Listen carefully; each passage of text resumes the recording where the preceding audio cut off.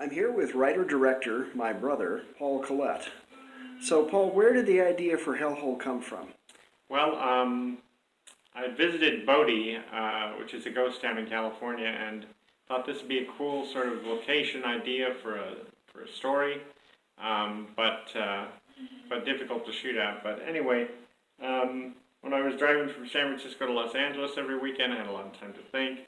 So I started piecing together ideas, and what if these miners sort of dug a hole that was so deep it went all the way to hell, and what would be the consequences, what would happen? So that was kind of the source of the idea.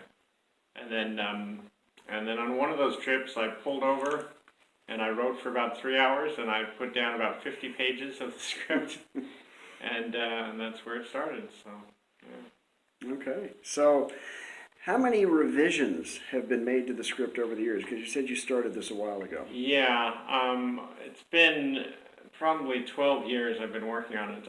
There's about 47 formal revisions. In other words, different enough that you would really notice the contrast to it. The characters have changed, and locations and issues and stuff. So yeah, it's been a long process. Was the Satinka character always in the story? No, as a matter of fact, she came out a couple years ago. It was the idea of, bringing her into the story and then being in the gold mine at the same time kind of thing, having these mystical powers. That sort of snapped a couple years ago, and I thought, this is great. This is a real breakthrough, makes it even more engaging. And yeah, it really transformed the script. What do you like most about the story? What's your favorite part? I like the characters. I like how they all have their own agendas, they have their own motivations and reasons for why they're doing things, and they have their own realistic, life backstory and things, and how their stories kind of intertwine with each other is kind of cool, and you see how they have to interact with each other, trying to go, their own little directions. How did you get the mine built? Yeah, so when I was writing it, I created a map of basically what the mine map was, so that I could write the screenplay and say, okay, this is where they are here, and this is where they are there at that time and stuff.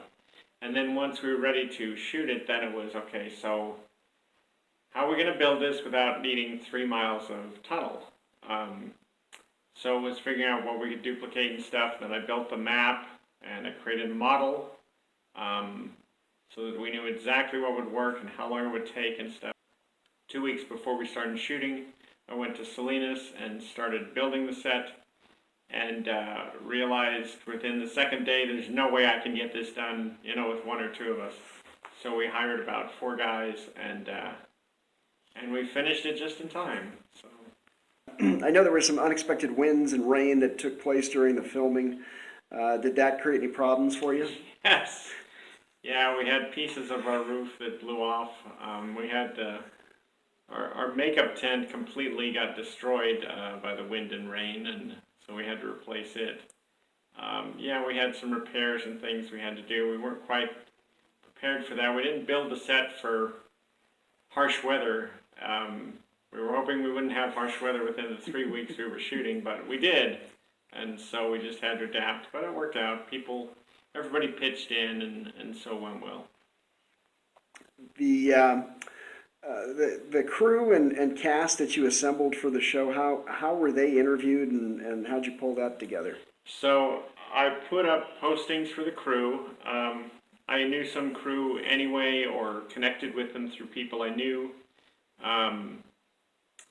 Interviewed and auditioned everybody, though, personally, because I wanted to make sure they were someone I knew, someone I felt comfortable with, and someone I felt like would be good to work with on set and cooperate, because it's a small crew, a small operation, so everybody has to be willing to pitch in to get the film done. And they were an awesome crew. I would recommend any of them, and I would work with any of them again. You have a number of name actors that have appearances in this film in varying roles, some very brief and some a little bit longer. How were you able to get them and pull all that together? So our executive producer was a great help. Obviously, he gave me great advice on how to make the film and how to get things work together.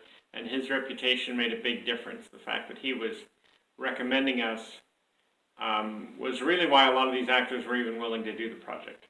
And it was like, okay, well, if Daniel recommends them, then okay, then he's going to be okay to work with.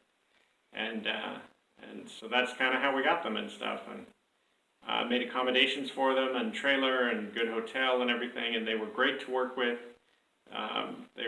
They enjoyed, I think, shooting the film with us and our camaraderie and stuff. So it was great. It adds a lot of value to the film and made it fun. I heard the fellow that played the sheriff could have some challenges at times. How did that work out? Yeah, I don't know. It took him a long time to grow that mustache. No, his hat blew away in one of our Salinas windstorms, and we couldn't find it, so we replaced it. But it was close enough that I didn't notice, so I think we got away with it. But he did a great job. Obviously, he's the interviewer, my brother. Talked him into coming up to Salinas to do the role, and he also helped out in crew as well. So yeah, he did a great job. You're doing a crowdfunding campaign for this?